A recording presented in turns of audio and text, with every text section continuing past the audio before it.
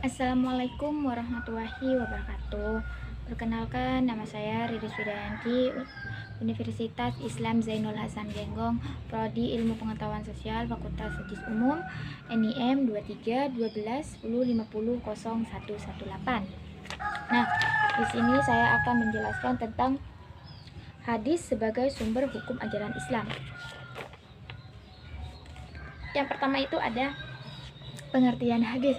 Pengertian hadis berasal dari kata al-hadis, jamaknya al-hadis, al-hadisa, al-hadis, al-hadisan, al-hudasan.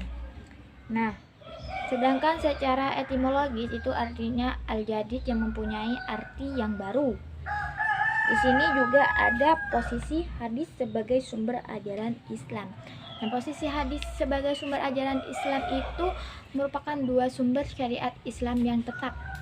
Kesimpulannya di sini, hadis itu adalah sumber ajaran kedua dalam agama Islam. Contohnya seperti dalil Al-Qur'an dan juga dalil hadis. Di sini juga ada kesepakatan para ulama ijma. Kesepakatan para ulama ijma itu para sahabat telah menyepakati kewajiban mengikuti sunnah Nabi, karena sunnah itu merupakan wahyu dari Allah yang telah memerintah kepada kita untuk mengikutinya. Demikian pula dengan Rasul sebagaimana dalam riwayatnya yang telah disebutkan terdahulu. Di sini juga ada penghimpunan hadis. Penghimpunan hadis itu secara resmi yakni atas dasar pemerintahan.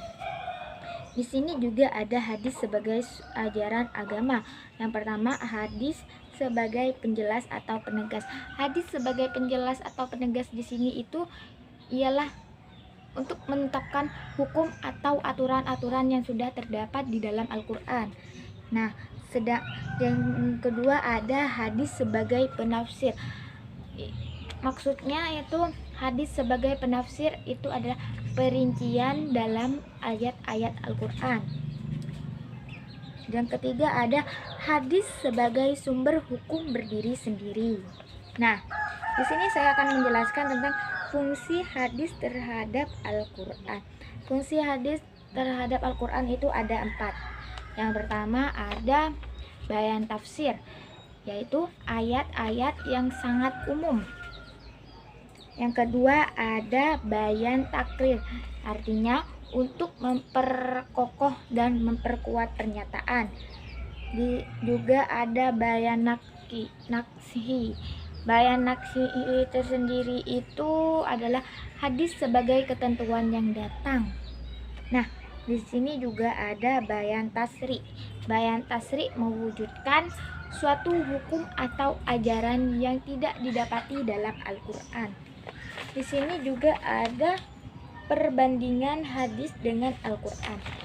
Persamaannya hadis dalam Al-Qur'an sama-sama sumber ajaran agama Islam.